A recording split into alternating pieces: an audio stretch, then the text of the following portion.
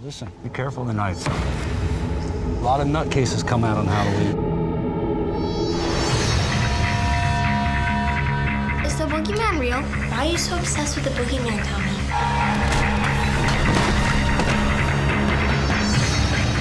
Halloween night, the boogeyman attacks kids who don't believe. Oh no, Tommy! Boogeyman's gonna get me! I'm gonna cut that mask right off your face. He's come back for his baby sister. To do what?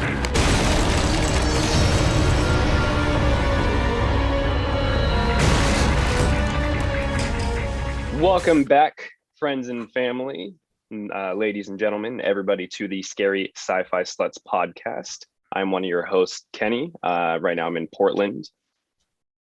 And I'm Brandon. I'm still in Portland as always. And we actually have a special guest with us today. Who do we got here? My name is Jordan Black. I'm also from Portland, so all Pacific Northwest residents currently. Yo. What's your deal, Jordan? What brought you here today? Yeah, man. So Kenny and I used to go back. We used to hang out a lot. Up, Kenny, I'm not hearing anything. Oh. What's up? Technical difficulty. Oh, no worries. So Kenny and I go back.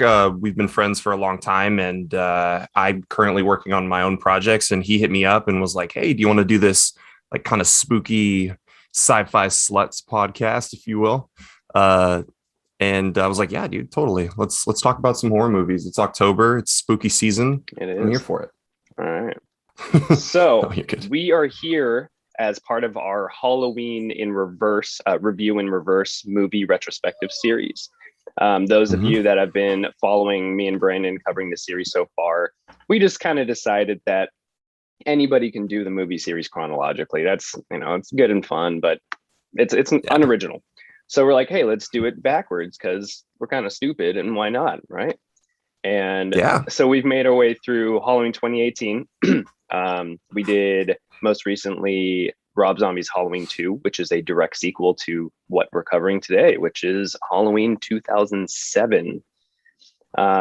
Before we get into some movie information, what were your guys's like memories of this movie? I know we're kind of all across the board here with different things. Like for myself, I saw this one. I didn't see this one in theaters because I was too young at the time. 2007, I was 12 years old. Wow. So I remember bootlegging this. Sorry, FBI, please don't listen. I bootlegged this and I actually got, I forget what it's called, but it's like the unfinished version. Like it was a cut that generally sometimes gets released illegally by like some cast and crew or hackers or something. And so the first version of this movie, which there's multiple, I believe was closer to the unrated cut. And there's a couple scenes that I specifically noticed that were omitted from this version that me and Brandon watched. So then what about you guys? What is your history with this movie? Well, as you probably know, this is my first time watching it. Yeah. And it was definitely interesting going backwards. So we'll have to talk about that more later. But yeah, first time watching it. So not too much on that. Jordan? Yeah, fair. Yeah. So I grew up with kind of strict parents, and this was one of those movies that I like definitely couldn't have gotten away with watching it at my home. So I definitely watched it when I was, probably 12, probably 13, something like that. But even then they wouldn't have let me watch it. And I remember seeing it at a buddy's house because his parents, polar opposite, like just didn't care. I remember it being just like one of the most shocking movies that I had seen at that age. Like the language, the imagery, like it all just like resonated with me. So I remember even now like distinct scenes, which we'll probably get to later. But definitely not something I would have seen, but it was one of those like, oh, you saw it at your buddy's houses. Yeah. And what is your I know you had kind of a stricter household, but as far as the Halloween series in general, do you have any any like overall impressions of it. Like I grew up with the series, so I'm always biased. I prefer Michael over Freddy over Jason over any type of like, horror series. Sweet Michael, sweet boy. I actually don't have like a ton of experience with it, and I think because we lived together at one point, I think you're the one who actually introduced me to the original, the John Carpenter cut. Oh, really? Yeah, I'm not surprised. I think so. All right. So that's pretty much it. Cool. Yeah. So let's get into a little bit of details of the film here. So it was released August 31st of 2007, which is interesting because it's kind of on the tail end of summer, beginning of fall. You would think it would have a closer to, October release date. I'm not sure what the reasoning was behind that. Budget only $15 million, which pretty typical of horror movies in general. They tend to cost really cheap and make a lot of freaking money. So this one made a worldwide box office of $80,460,948, which is quite a fat return. So Not bad. Easy to, yeah, it's all right. All right.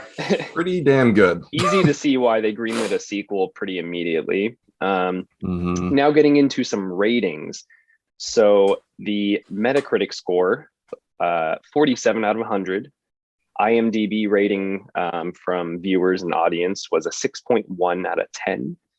And then comparing that to the Rotten Tomatoes score, it has a 28% Rotten tomato meter, and then a 59% also Rotten audience score. So it seems like general consensus about this movie is that it is not great. And I was actually surprised because having not seen this in quite a while, I remember holding this movie in higher regards. And I thought I must have just been, creating stuff in my head, but I had thought that audience reception was much better than critic reception, which it is a little bit, but not by much. And it kind of surprised me just to see that. Yeah. And so this one, of course, directed by, no.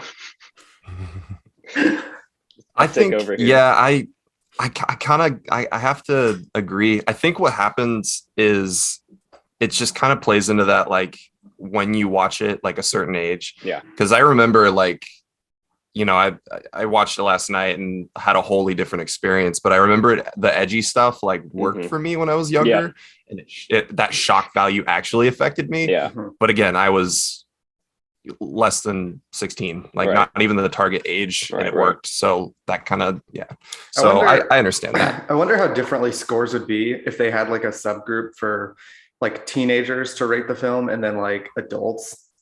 Oh yeah, probably 13, 14-year-olds would be like, oh my god, this is best, most violent, there's boobies in it, 10 out of 10 movie. Yeah, there's a mini Michael and he stabbed Judith. Oh my god. Wow, she was naked too. Oh no, I know she had a shirt on. Sent me, by the way, him coming out with his giant head. Oh my god, the mask just did not fit. I think there's a lot of unintentional comedy in this. There's a few in the music cue. spoilers. Holy shit! There's a few points we'll get into. No spoilers. So yeah, movie directed by Rob Zombie, written only by Rob Zombie, which I've seen a few of his other films. I think he's generally at least one of the writers, maybe not the sole writer. And I feel like it's not something that he does great with. He might need some help in the writing department. It's just me. Don't come after me, Rob Zombie, but just thought. I think that's a fair assessment. Yeah. Cinematographer for this movie was Phil Parmetz. This is a different cinematographer than from the sequel. And the only notable projects this guy's done is Grindhouse and The Devil's Rejects. So I guess he already does have a connection to Rob Zombie. He must have just pulled him in from that movie. And same producers and production companies as the sequel. Couple changes, but Dimension Films is the company that owns the rights to Halloween. And there's a couple interesting facts kind of behind the scenes that involves Dimension. Like I guess after 2002, I want to say, was Halloween Resurrection. That was the most recent movie before this one came out. There was a lot of like confusion and a lot of kind of like a up in the airness about the Halloween series and where it would go, because Resurrection was a critical bomb and a financial bomb. And there's actually talks at one point of crossing over Halloween with Hellraiser, because Freddy vs. Jason had come out, early 2000s. And I think that one was financially successful, and critically it did okay. So that was a plan for a little bit, but then it just never panned out. And it's just interesting to see where they were expecting to go. Yeah, I'm kind of surprised that they didn't greenlight more adaptions like that, like crossovers and battles. Because everybody forgets about Michael. It's all about Freddy. It's all about Jason. Michael's the OG homie. Whatever. Yeah. I mean, I guess I think during that time frame, we did have a lot of spoof movies where we got all the characters coming together. Yeah, there was Like there's Stan one Helsing. specifically. There's one that like took all the horror icons and put it in one, but I can't remember what it's called. Do you guys know what I'm talking about? It was really, really bad. You're not thinking of Stan Helsing? Oh, No, not Stan Helsing. Okay, I gotta look this up. yeah. Because I wanna see that. Not the whole thing. I don't know if I could handle the whole thing. We'll have to. I want to watch see it on review screen. Oh God, yeah. Horror movie icon spoof movie. The cherry on top for the Michael saga. Oh shit, maybe it is Stan Helsing. I never saw that. I think it might be. Huh.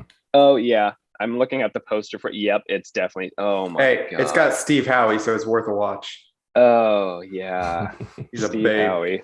Yeah, sure. All right, rolling along here. So some of the cast and crew, we have Malcolm McDowell, who's awesome as Sam Loomis. Scout Taylor Compton playing Laurie Strode. Tyler Mane, who plays adult Michael Myers, and Tyler Mane is a beast in this film.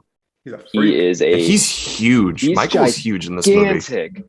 I don't know how he didn't get cast for like everything in the future for Michael. Yeah. Yeah. I don't know. He should, because he is intimidating. And one thing I give Rob Zombie credit to in this movie, my opinions aside, is casting Tyler Mane was the right call. If this was the style of movie he was going for, this level of, kind of brutality, viciousness, horror, this was the perfect casting, because this guy is scary. And there's a lot of things throughout the film technically. I'm not sure if you guys caught some of it where camera work wise, it'll be positioned lower to the ground too, to even accentuate his largeness even more. And it's I give him props for that. You get a lot of classic Michael Myers moments, like the nice little head tilts. Yep, exactly. In those shots. Yeah. And I mean, even in the wide shots, he looks massive. The guy's huge. Yeah. And one thing that this film, because essentially how this movie works is the first third or so is a retelling of Michael Myers and what we know to be Michael Myers as a kid. And then the second 2/3 or the second half of the movie is almost a pretty loyal like remake of the original. With some modernization, a couple extra things here and there, but I'd say it's a pretty close remake. And so there's shots that Zombie tries to copy from Carpenter's original, specifically just to show like, hey, I'm paying homage to what Carpenter did, and I'm just giving it my own fresh take. And so there are certain scenes and shots where in the original you'll see Mike with his really hideous, like not scary William Shatner mask, doing like the head tilt and like the standing on the side, and it's really comedic and unintentionally, of course. But then in this one, when it's redone with this Michael Myers with this worn out, beaten up mask, it's actually kind of scary. And it was kind of set up pretty well. He did good there. I definitely think, not to get too into the weeds yet, but I definitely think the second and third act, especially the third act, is the strongest part of the movie. Oh, interesting. Yeah. The second act is a lot of like, retreading and like down to the shots. But I thought the third act was really good. All right. Yeah, well, we'll dive into that. In comparison. So then moving into some interesting facts, and this is the section where, Brandon and I usually popcorn some IMDb trivia and I got some pull pulled up right now. some good ones. As soon as you're done. Yeah, I got a couple of things here. So Rob Zombie, I think he reached out to John Carpenter when he got the rights to make the movie and asked him some thoughts and ideas. And the only real thing Carpenter told him at the time was to make the movie his own. And Rob Zombie, took that to heart. And so he definitely wanted to pay homage to the original, but then also wanted to remake it with his own vision. And then it turns out later on, I think when they're doing press tours for the 2018 Halloween, John Carpenter had said in an interview that he's actually not a fan of Zombie's interpretation. In his eyes, by giving the background to Michael Myers and explaining that he's a psychopath as opposed to a supernatural force, he thinks it takes away a lot of the mystery, a lot of the mystical elements of what Michael Myers was to John Carpenter. So I think that's interesting. I can see that. Let's see. Oh, this I thought was really cool. They actually filmed some of the shots in the same neighborhood where they shot the OG 78 Halloween, which I was thinking when I was watching it, some of this looks really familiar, and it was really good at recapturing this fall vibe in a small suburb town. And when I saw that, I was like, okay, that makes sense. It looks familiar for a reason. And last thing I have is there was an original ending. I'm guessing Zombie changed this after doing some screeners and screen tests and stuff, where Michael had actually released Laurie after being talked down by Loomis, and then ended up getting shot dead by the police. So it's interesting to hear that Zombie's original idea wasn't for there to be a sequel. It was to end it here as a soul movie on its own. Yeah, I feel like we've talked about in the past about how the directors have been pressured to do reshoots to set up for sequels, and how it changes the original idea. And I feel like it would have been a little bit more ballsy to actually have him shot dead originally and then just leave it at that. And like you were saying about taking away the mystical fact of Michael and kind of bringing him to reality, they could have brought those elements in later if he was confirmed dead, and then just bring him back to life later. You can always. I'm sure that's what Zombie's intention was. He probably didn't plan on making a sequel, but the studio owns the right. These studios own the right to use Michael Myers, and of course they're going to be no, don't kill him off. We're going to keep using him. Yeah. So don't. We just made $80 million. You want to get rid of this character? Right. Nope. Change the ending. Sorry. Yeah, that makes sense. But then we can bring in Michael's twin. Michelle. I want little Michael again. Yeah. I want big head, small Michael. It's an unlockable character. Yeah, he put on big head mode. All right, Brandon, what else you got?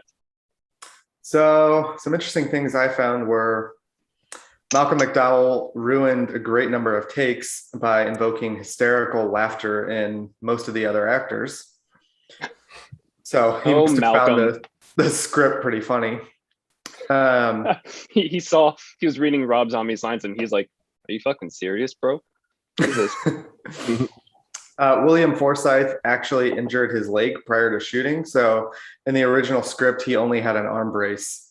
But thankfully, Forsythe's injury kind of worked to the film's advantage. That's cool how that works. Yeah.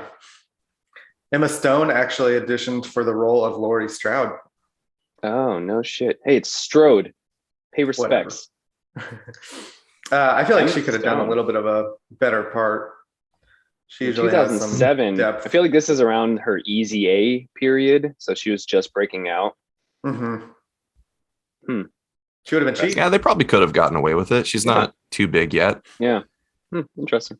I wonder if her career may have went a different direction after that, if she became a horror star. But what else? During commentary for the film, Rob Zombie incorrectly states that Jamie Lee Curtis was in her 30s during the original Halloween, and she was actually 19 during production. Stupid Zombie. So, yeah, she was super, super young. He's obviously not a fan.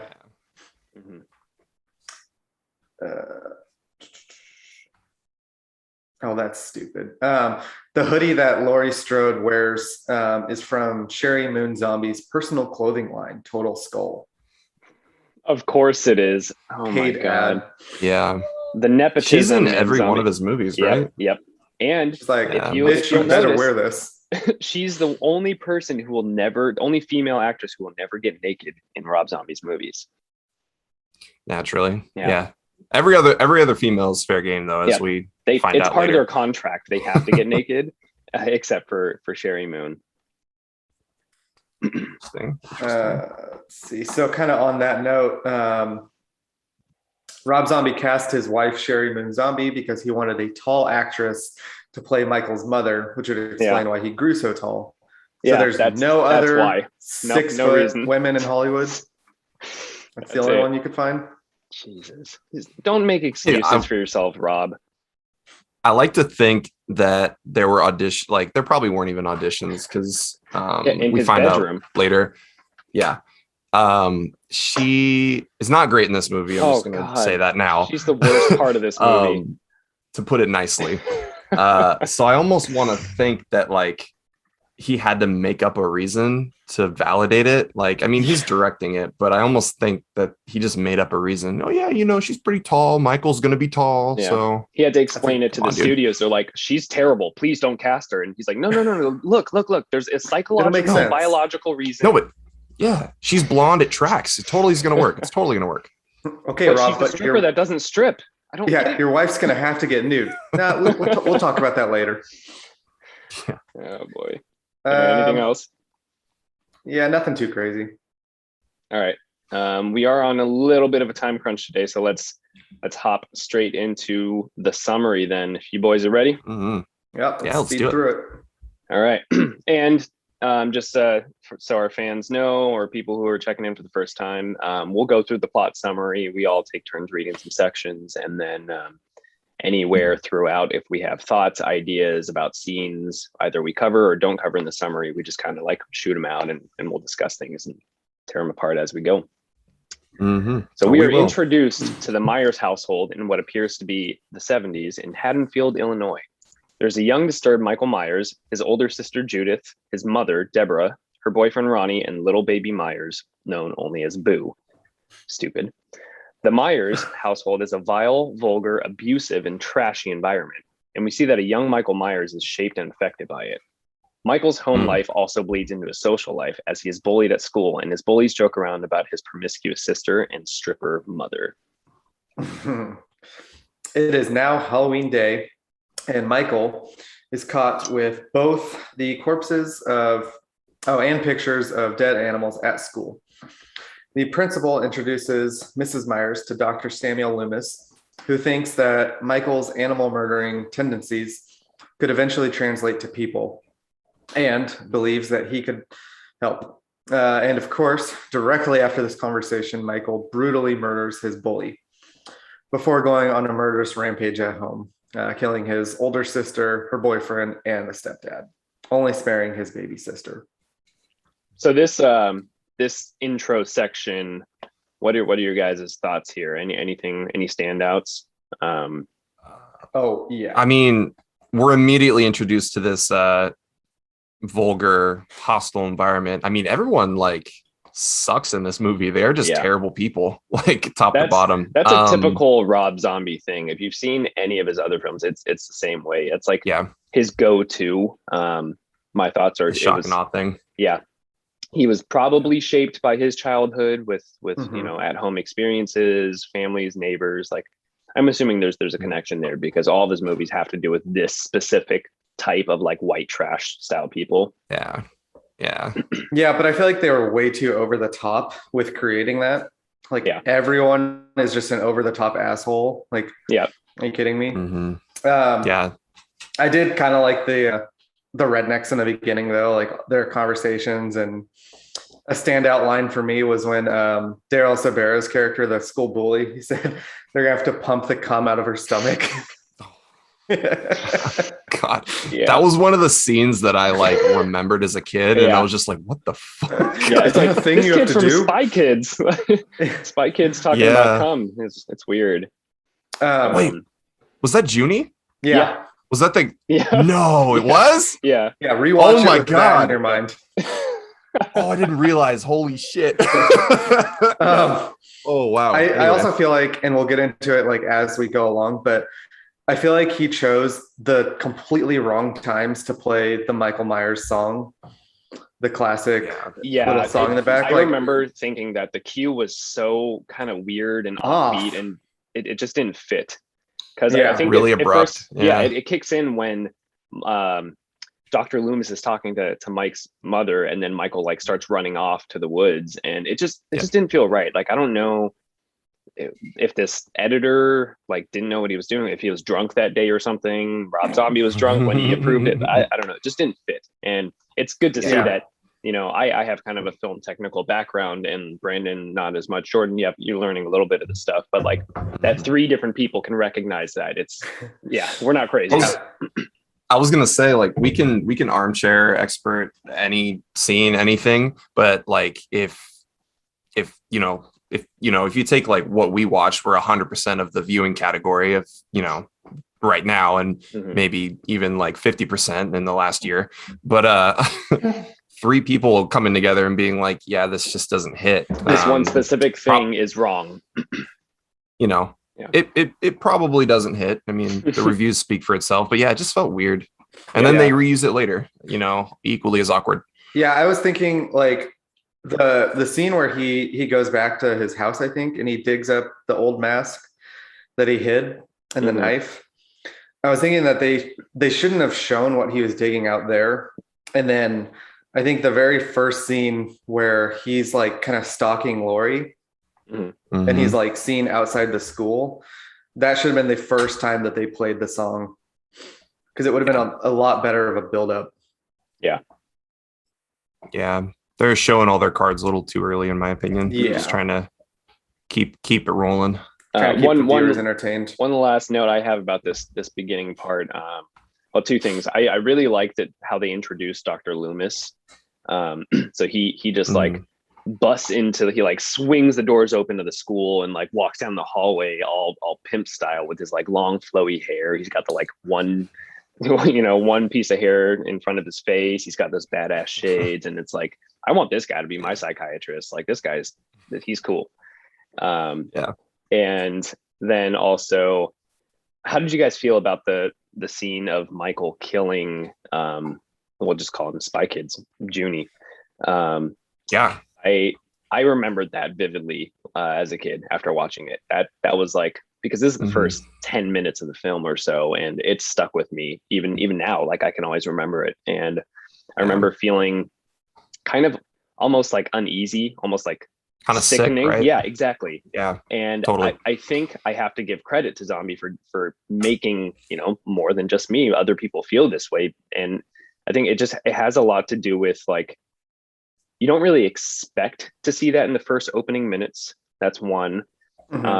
Young Michael, you know, he looks a little deranged, but it was kind of a shock to see it happen from him immediately like that. And also, I think the biggest thing is the way it was shot. So every time he would go and swing and hit the bully on the ground, the camera would like switch to a facing up view and kind of be like a spinning, like disorienting type of shot. And I thought that was done really well. Yeah, it was pretty interesting. Yeah, I like the cuts, just from POV, the spinning, like disoriented, handheld stuff. Yeah, it worked. I like that shot. Yeah. The only thing I didn't quite like was, I feel like it was way too much on Michael's side of that fight.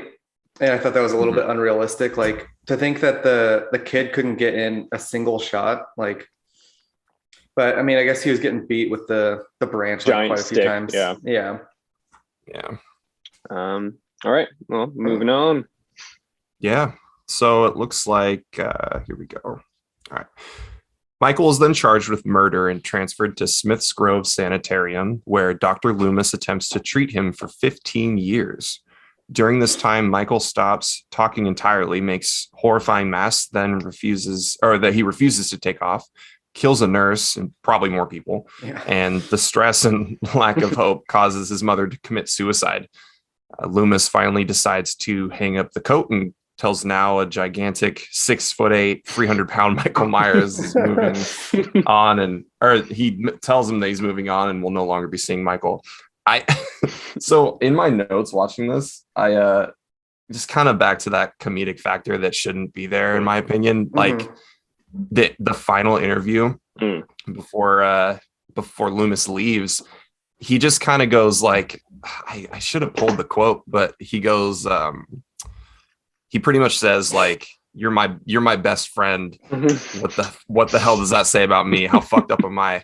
And then I'm like, what? And then he's like, I gotta say, Michael, like after 20 years, I have to move on. I'm like, after 20 years? You just said 15 years is a lifetime, and you spent 20 like talking to this guy like who you doesn't couldn't talk figure back. this out. Yeah.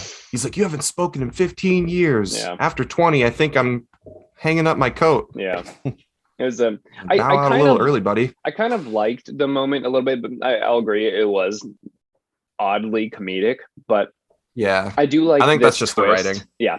I do like this twist in that in the original Halloween movies, like you didn't get to see this part of like Dr. Loomis and Michael's relationship. You just knew Dr. Loomis was his doctor, and that's basically it. But in this, seeing a little bit of the childhood aspect of Loomis actually talking to Michael when he was vocal at the very start of things, and then progressing over time and seeing that they still, you know, he was still there trying to connect with him and nothing happened. And I like that a little bit. It was a different take, and I appreciated it. Yeah. Any notes here, Brandon?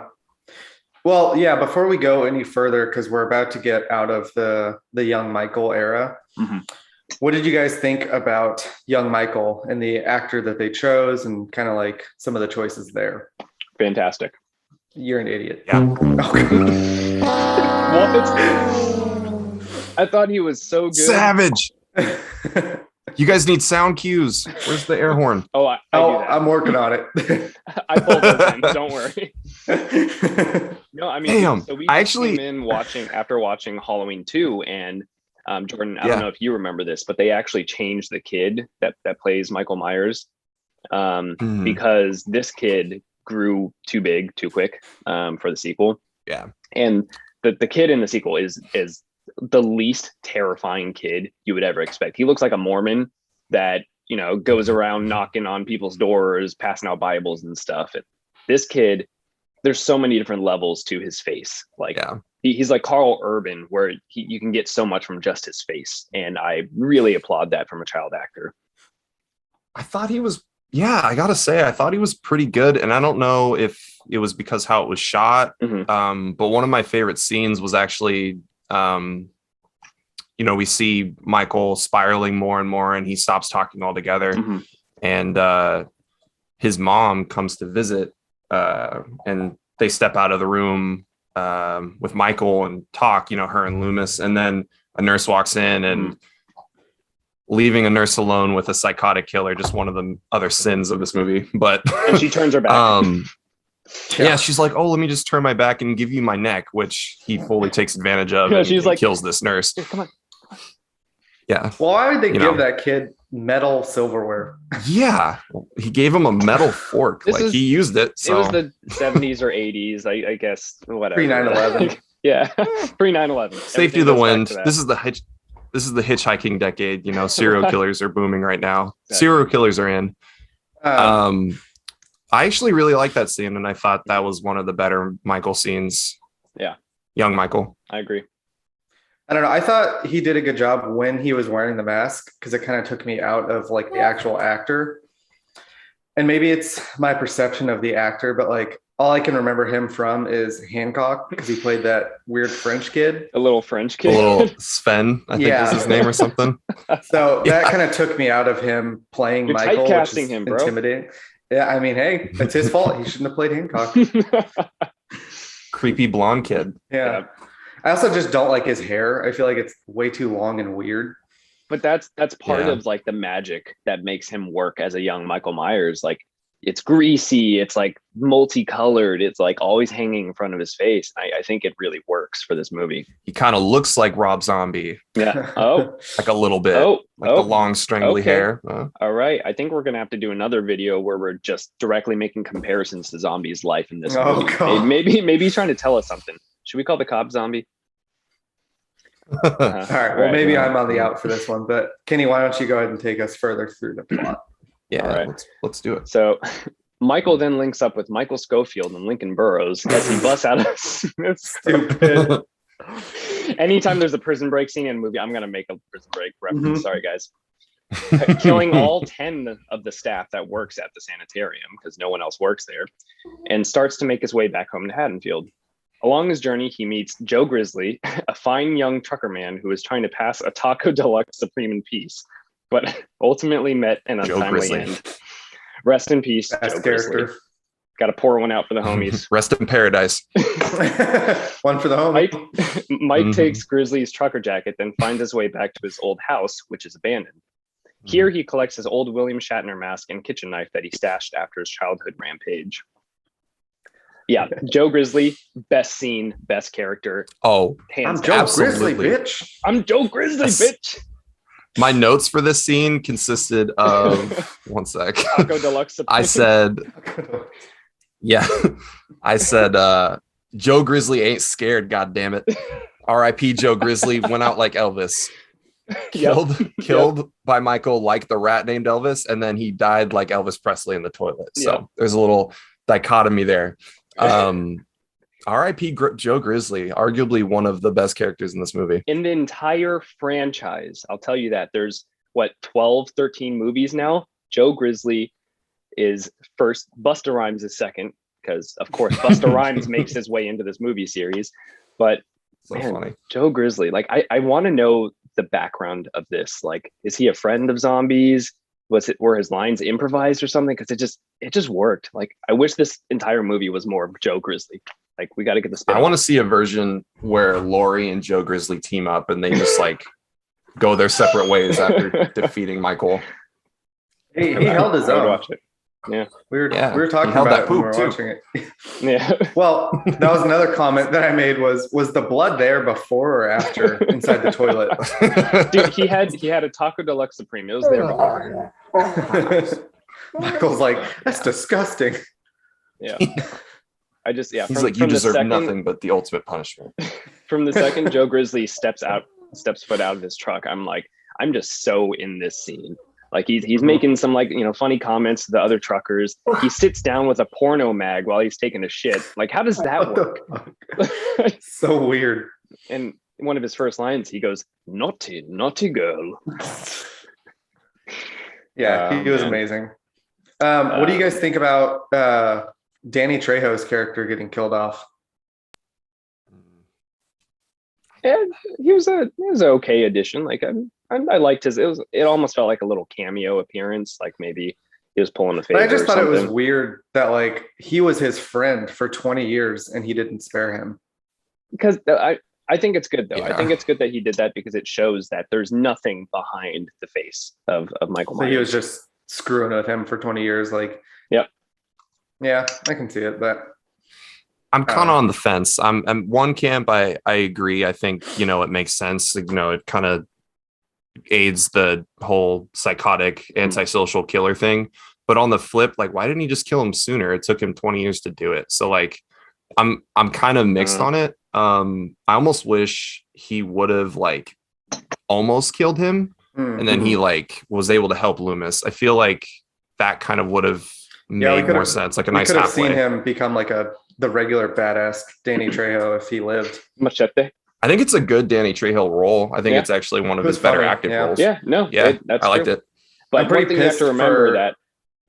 Go ahead. Oh, I was gonna say I'm pretty pissed that they included the stupid line of "I'm gonna retire in 3 months."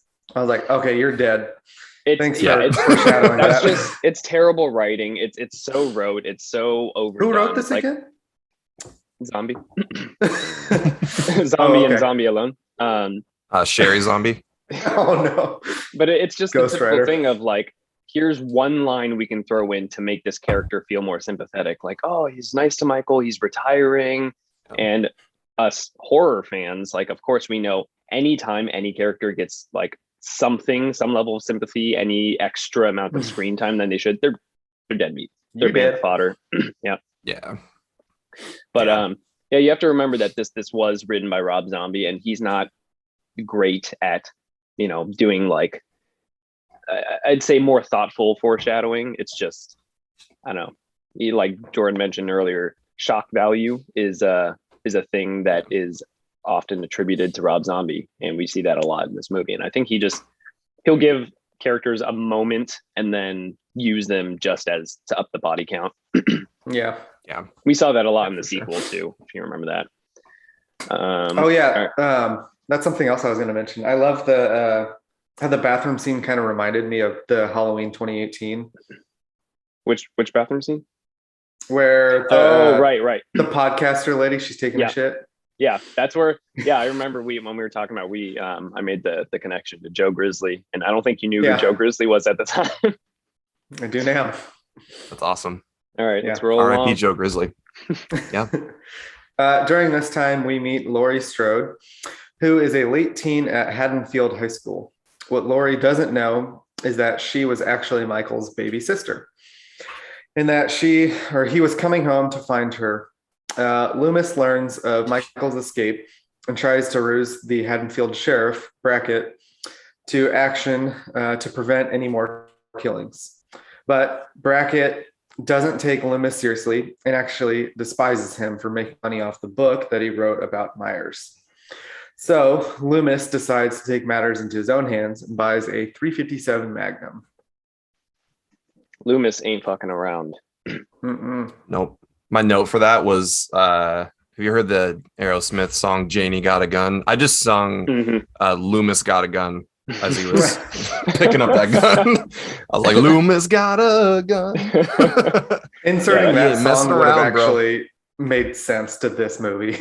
Yeah, that would have been hilarious. I mean, it can fit in there. These music choices are just like insane. "Love Hurts" with young Michael. Yeah, couldn't believe that shit. It was stupid. Wow. It had no place. It was cutting back and forth, especially between like his mom stripping and young Michael sitting there sad So on all. weird. It was a terrible choice. Terrible editing. So weird.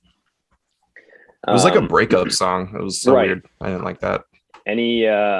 So this section of the movie where we get to see a little bit more about Laurie and we meet her friends who are, just kind of useless and pretty annoying. And one thing, I'm not sure how much you guys remember the original, is you actually care a little bit about her friends. You don't get to know them too much, but like they had a level of like quirkiness and like humor that just made you care a bit more than you do about these characters. They're just dumb teenagers in this one and have no like redeeming qualities or anything. And it just felt like, if you're going to retread the same stuff as before, do it better, not do it worse. Yeah. And nothing to me was better outside of Danielle Harris, who we talked about her last time, Brandon, who plays Laurie's friend Annie. Jordan, I don't know if you know this, but she's actually been in the series before. She was the main character in Halloween's 4 and 5 when she was a kid. Oh, okay. Yeah, she played. It's pretty cool. I believe is Laurie Strode's daughter. Yeah, I want to say daughter. So it's cool to see her back, and she's one of the better actors of these movies, I think. And she's hot and has nice boobs. And that is just a small pie of what makes a run-of-the-mill horror movie. Yep. Got to have those things in it, man. You have to, and you have to have archetypes just getting slaughtered by a serial killer. Yep, and boobs.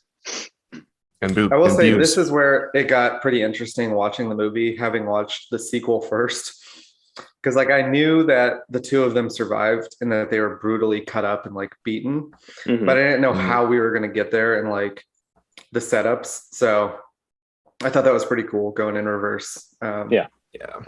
Meeting the characters and everything. Anything else about this section here? This is all kind of set up leading up to the main final act of the film where Mike goes around killing Laurie's friends and stalking them and stuff. And any other thoughts here? Yes.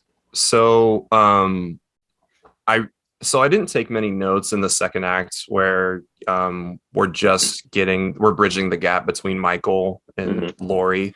From what I've seen from the original, a lot of similar shots, a lot of, wides, cuts to him standing like awkwardly and like staring at Laurie. Which is great. I thought that library scene was, not bad. Like, it's a good callback. It's a safe shot to have that in. You got to have it in. Yeah. So I thought that was good. Like, her friends are just obnoxious. Like, especially the cheerleader one. Like, again, I hate her. She's just written as like shock value. Yeah, so, she's awful, and she's there to show more cleavage, more boobs. That's it. Hey, it was a good kill later. Yeah. No phone cord. Yeah, no phone cord. It was just a straight. But I do like that Rob Zombie decided to keep the Bob wearing the sheet thing and the "go give me a beer" from the original. Is that in the original where he cosplays as her dead boyfriend? Yeah, it's actually, a lot of it's really similar. Like, they go into the house and they fuck upstairs, and then the guy only lasts 30 seconds, and then she says, "Go give me a beer," and he runs down to the van, gets a beer, comes back in, and then Michael kills him the same way. So he like pins him up on the wall, which I love that he redid that. And they did that in the original too? Yeah. Okay. And then I thought that was insane. Yeah. It's, I mean, the strength that it takes to do that. And also he stabbed through 2 rib cages and then through the wall. Well, so I was thinking when we were watching last night, like, how long is this kitchen knife? Because I was gonna think about the chest cavity space of a person, like this. The knife would have to be at least this long, like, to go through the wall as well. But whatever, physics. Yeah. 2 foot long kitchen knife. It deploys when it gets stabbed into inadequate boyfriends. Yeah, you get at a very specific store. It's hard to find. But I do like Michael Myers special. The little bit of humor of Michael Myers to where he decides to throw on the sheet. Like, it's pretty funny, unintentionally, of course, but I don't know. It's a little sick and twisted, and I love that this time around. We see a little more of how Michael's sick and twisted, so it makes more sense. In the original, you're like, why the fuck would Michael Myers put that on? Like, it's really out of character. But this one makes sense. I heard about the changes, like with the kills here. Like the phone cord scene, but I didn't know upon rewatching this that that's in the original. So my comment for that was literally just cosplaying with Michael. I'm like, why would he bother putting on a sheet and glasses? Is he just trying to like be like, it's just purely for camp? Like, it's funny. Yeah. And I liked it. It just made me laugh. Yeah. Being cute and goofy. There is so there's a scene here where Loomis goes to the graveyard where Michael's sister and mother are buried. And I really like this scene because I want to say it's a pretty close remake of the original scene from the OG movie. Going as far as, like, I think the music cues are the same, the camera shots and movements are the same. So it's a very wide shot and it's like slowly panning, and some of the dialogue is even really similar. Of course, it's given the Rob Zombie fuck this, fuck that twist.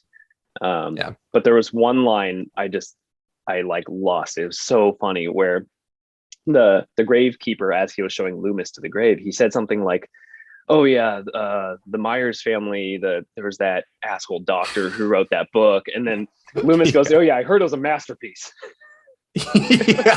And then he quickly moves on. He's like, "I heard it was a masterpiece." Anyway, the line delivery from Malcolm McDowell was just golden. That it was perfect.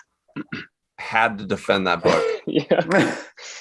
And I also love the continuation of this defend my book subplot. Like, it's only in 2 scenes, but like, there's a scene later with the sheriff where he's like, "I don't like your goddamn book. I think it's sick. I think you're profiting off the blood this town is shed."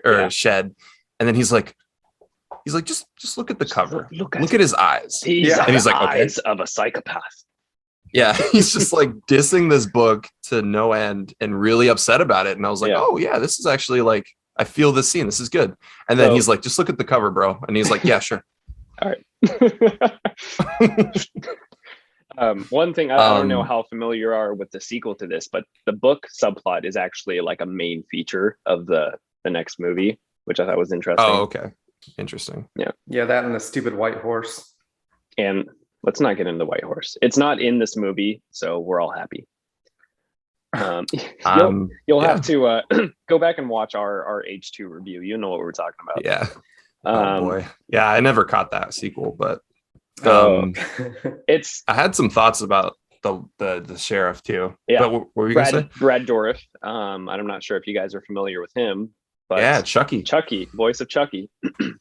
Wild. Pretty awesome. Good callback. Yeah, that was cool. So moving past that initial the friend death, I don't even remember her name, the cheerleader, but when we get to Annie and no was Lori. it Lori's the main Linda? girl. Linda. It was Linda. Something with an L. Yeah, Linda with a Y. So we move on to Annie and her boyfriend, and they're doing their thing just like Linda. But Annie gets a chance to actually get away for a second, and she gets a hold of a knife. I was actually impressed by that. I was like, oh snap, she's actually going to try to defend herself. Yeah. The movie really started working for me like around like when Lori's parents get killed. From that point forward, the movie started working for me just a little bit more. In terms of just good like Michael Myers content. Yeah. That kill with her dad was insane. Like yes. I did not expect that. That was just so fucking fast. Best kill of the movie, him killing Laurie's dad. Yeah. And I think it's really stood out to me because there's a lot of deaths in this movie. There's a lot of kills, but that one specifically, there was like so much like built up tension. It came out of nowhere. It was so unexpected. It happened in a second, immediately. It was so like it was really brutal without showing the brutality, you know? Yeah, it was jarring. There was like no tension at all. It was like, I'm gonna go turn on the TV or whatever. And then just like immediately guts this guy. Yeah. And then the tension starts to build a little, and then it boils over when he snaps Laurie's neck. Yeah, that was a good scene.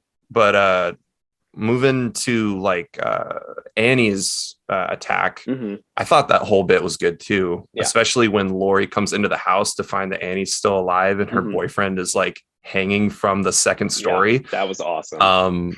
With the pumpkin head, like just more camp. The shot where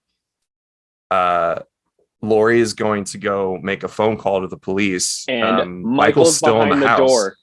Yeah, he pushes the door. Oh my great. God, it's amazing. That wide is so great because it's they cut back and forth between it, but it leads into him like pushing the boyfriend hanging from the second story. I thought that all the wides in that are really, really good. Yeah, that entire sequence is amazing, and it adds so much to the depth of Michael Myers as a true psychopath, and it just also like toying with people. Yeah, and it also gives you this energy that we haven't felt in the movie yet. We've seen Michael kill people. We've like his prison break scene was, it was pretty cool. It was really quick, really brutal, really violent, but it wasn't scary. And this to me was scary. And I really enjoyed it. Yeah. It shows that he's like cognizant enough to set up a trap because he spares Annie so that he can lure in Laurie. Yeah. Yeah, that whole scene is really good. It elevated the movie for me. Yeah. If only the entire movie was this, Yeah. And Joe Grizzly. And Joe Grizzly. Yeah. I just need Joe Grizzly racing to the crime scene like Loomis and Sheriff, That would be the unofficial eating a burrito. He doesn't learn. Man. He'll probably need a bathroom. So now we need a HBO Max series adaptation where he's the detective or whatever. He's the doctor. Always eats a burrito. That's his thing. Sometimes detectives, they smoke cigarettes, they drink a lot. He eats a lot of burritos, and he just go and see the aftermath of Mike Myers all the time. I just need it to be called A Grizzly Halloween, and we can follow Joe Grizzly around. It's amazing. All right, Jordan, you want to get into the last section here of the story? Yeah, let's do it. All right. So on Halloween night, Michael begins his second annual murder party. As he goes through Haddonfield, killing everyone that has connections to Laurie. Eventually, he tracks Laurie down using the Find My iPhone app and shows her a picture of him as a kid. holding little baby Lori. She doesn't understand and takes this moment to grab a knife and stab him in the neck. I actually really like this shot too. This was a good scene. Yeah, it was really good. Her kind of edgy, like, fuck you. Yeah. Like it was one of the times where like the writing didn't bother me, like with all the swearing and like the vulgarity. Like she's panicked. Yeah. Like she's swearing at She's him. a high That schooler. worked fine. Mhm. Yeah. You know, it worked just fine. But yeah, the shot where he like takes his mask off and then just kind of like sighs of relief and like lays, like sits there, like staring at her, the wide from in the corner. I actually really like this scene. Yeah, good camera work. The tension was there because you didn't know what the hell was happening. Like, is he just gonna kill her? Is he gonna rape her? Like, what's going on here? You really don't know. And when he pulls out the picture and he's just like, it's like, bitch, look at the picture. And she's like, I don't know. Yeah. He was trying to caveman drawing to Lori. Like she's trying to get any message across. Like, I love you. Drawing arrows, pictograms. Yeah. So she stabs him in the neck. This pisses him off a little bit, and he decides, fuck it. Now I'm going to rampage everywhere again. Loomis shows up with his big ass 357 and shoots Mike a few times, but he gets right back up and crushes Loomis's head, nearly killing him. Michael catches up to Lori and for whatever reason, bum rushes her off of a fucking balcony, barely conscious and barely alive. Lori grabs Loomis's gun, shoots Mike in the face, which we know is ineffective, I'm sure. Hopefully ending the Halloween nightmare. Yeah, I think they didn't show exactly where he shot or got shot for good purpose to set up that sequel. Yeah, what you don't see, it's a plot hole. If you got the reverse shot, you would see him going like this. It's just grazed me. It just grazed me. We're good. Miss. Just a close up of his blown off ear. So this last section of the film, it definitely ramps up in intensity, and it's like basically a super long chase scene, and I think it was done fairly well. I agree with Jordan in that this last part of the movie is has some of the better aspects.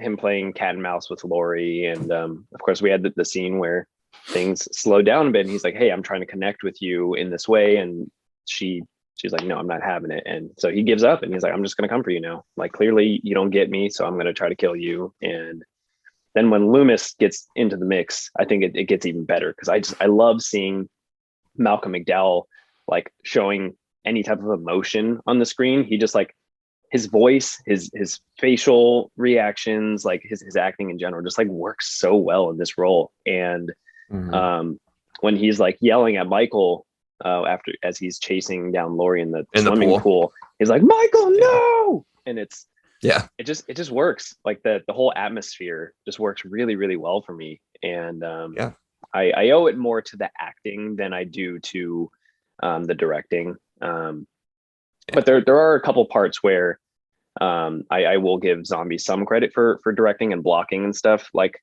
when Loomis first shows up and he's pointing the gun at Michael, and you see Michael kind of turn around like this, and it's not an extreme close-up, but it's a close-up shot of like over the shoulder of Michael turning around, and you see him almost contemplate for a second.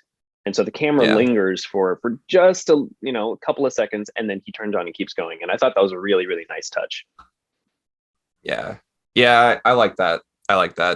Technically wise, like it was a nice shot to look at. It was kind of brief. It was like a 4-second shot, but it was nice. Yeah, kind of creepy. One thing I noticed in this section of the movie that I didn't catch in the rest, I don't know if I just was paying attention to other things, and I've seen this movie a handful of times, maybe 4 or 5 times, and I don't think I've ever caught this, but when when Lori's like up in the rafters in the house and Michael's like using the stick to try to get at her, that's like one of the first that's one of the first moments where I notice his like very audible grunting.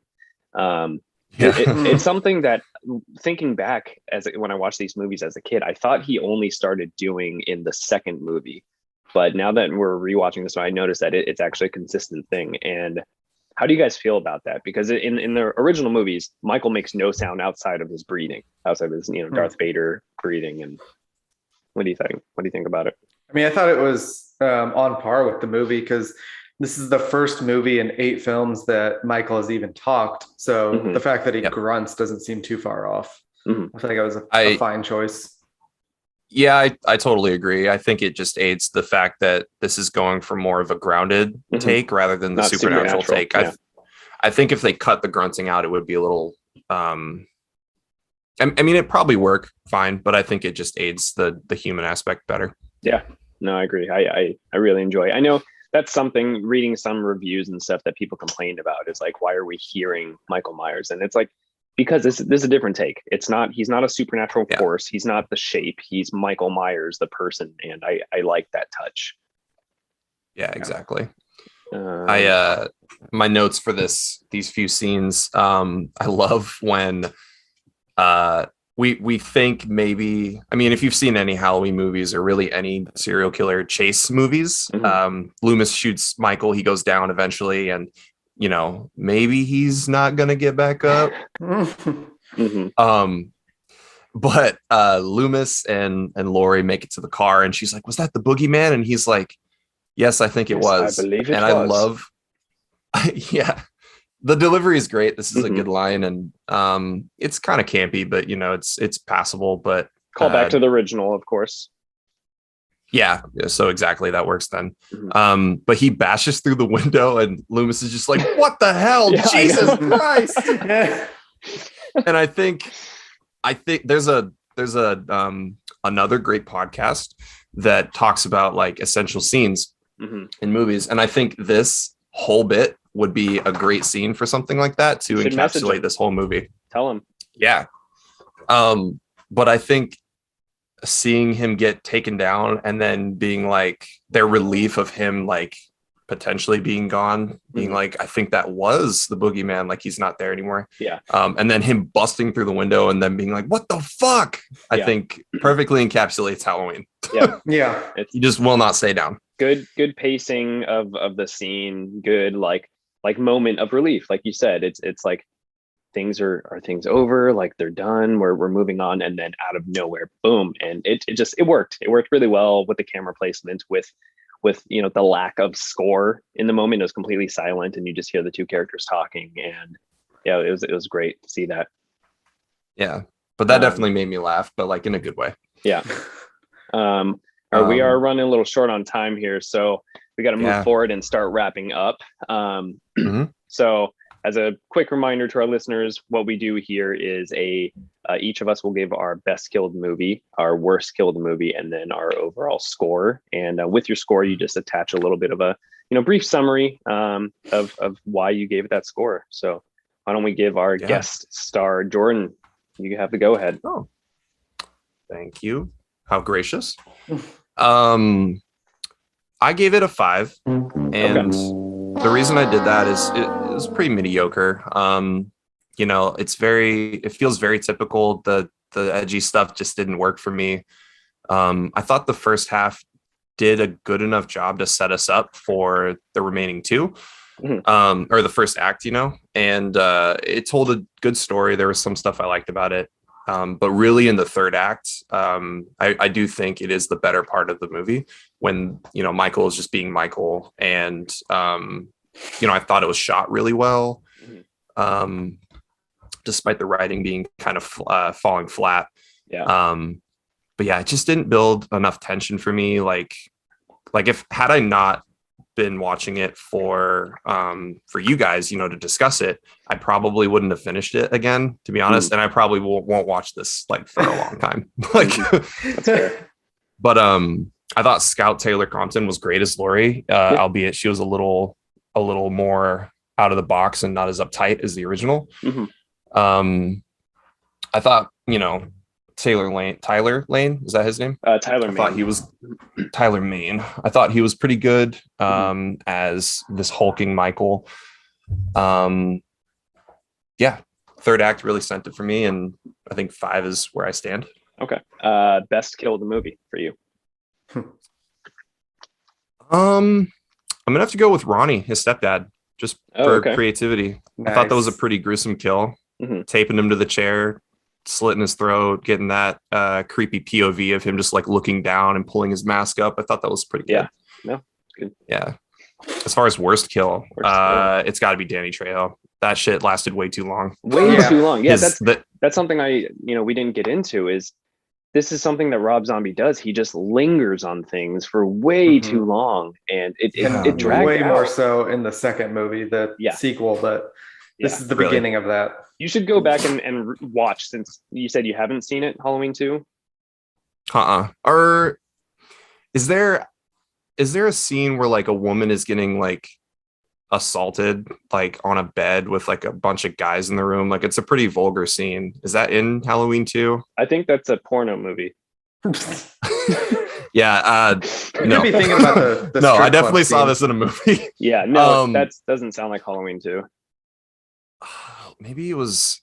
I could have swore it was Halloween. I thought someone like enters the room. I thought Michael like comes into the room and like kills a couple guys. You are actually, is that in that? This is the unrated cut of this movie. There's a scene in Smith's Grove where the 2 prison guards go and rape one of the inmates, and I think Michael steps in and kills them. I want to say. Yeah. So that wow. was Yeah. I think they screened the movie, and then it tested really negatively, so they removed that scene. That scene is rough with a capital R, bro. Yeah. I remember that being like stained into my head as a kid, like something a kid should not see at 12. Okay. Well, I didn't see that this time, and I'm glad I didn't need to see that. But I wish we rented that version. Yeah, that scene is brutal. Yeah. Brutal. But I would have counted that as my best kill. Halloween 2, I'd say give it a shot, especially after watching this one analytically, and then just like let us know what you think, because we had some interesting ideas on it. Yeah. So your worst kill was Danny Trejo, Machete. Machete. Junie, his uncle. Yeah. Brandon, what do you got? Oh yeah, I didn't even think about that part either. The fact that they'd worked together before. Yeah. So kind of going off of what you guys have been saying, like overall, I gave it a 6.5. I feel like there were some pieces to this movie that could have done better, and like it was there was aspects to it that were good in this film. But the cheesy campiness of it, and like some of the decisions with like the sound and the other choices that were made, I feel like just took me out of it. And the fact that it's Rob Zombie and it was just kind of shitty overall. And going off of watching the sequel, it was just kind of hard, especially with the zombiness of it. But I thought there were some aspects to it that were pretty good. Like, I think this might be one of my favorite Michaels, being Tyler Mane. I thought he did a really good job. I thought the kills were a lot better in this one because he didn't go so over the top with like goriness and craziness. So I'd say it's definitely better than the second one. I don't know what I rated. He lost that one, but whatever little restraint Rob Zombie had in this movie, it just like completely vanished in the second one. Like if you think stuff lingers in this one, like the scene with Danny Trejo, watch the second one, and it's like every single kill is the camera just hovers for an extra like 30 seconds that it shouldn't, and it's doesn't add to it. I also thought the scene with Laurie in the ceiling like lingered just a little too long. Like he was running out of ceiling. I was like, come on, let's wrap it up. Just get her out of that ceiling. Been edited. Like, So, makes sense. And then I'm actually in agreement with Jordan for best kill, worst kill. I thought best kill was tied between the stepdad and the sister. Okay. So the throat slit and then him stabbing his sister in the stomach. Yeah. I thought those were just brutal and really great for opening scenes. And worst to get right into it. Danny Trejo, by far. Yeah. That's so funny. Like that's exactly what I said for worst kill too. I'm glad we're all in agreement that Danny Trejo's kill was just not necessary. Like it didn't need to be a 2-minute scene. All right, Danny Trejo. So then, I already kind of played my cards a little bit on my what I thought was the best kill. It was the shortest, most nothing kill of the movie, but because it was the only kill that Rob Zombie showed any level of restraint. It like for some reason it was able to to ramp up that tension immediately. And I remember there was a like sharp, quick musical note that played when he did slice the dad's throat, and just the way that it was shot, like the way the camera was positioned. Yeah. I think we it made my heart skip. It actually got me to jump a little bit. Because we see it first. We see Laurie's dad from a close-up, extreme close-up view. And then it backs out to an extreme wide shot. And you see this towering person, this huge guy come up and slice this guy's throat before he moves into the house. And you're like, oh shit, he's going to fuck the mom up. And yeah, I really, really appreciated that. Yeah. So good scene. Good choice. My overall score for the movie, I'd say probably would be a 6 or 6.5, right where Brandon is. Yeah, I think we're all pretty close. Yeah. For sure. I just held this movie in such high regards when I was younger, and it probably has to do with watching it at a certain age and like not being exposed to different types of horror, different types of, violent movies. And I wish that like there are bits and pieces of this movie that I think are amazing, that I think are done better than any Halloween movie so far. Like the dad's kill, like the casting of Tyler Mane, like a lot of the camera work around Tyler Mane to really emphasize his size and demeanor. And I feel like in the hands of a better director, a better writer, we could have gotten probably the best Halloween movie yet.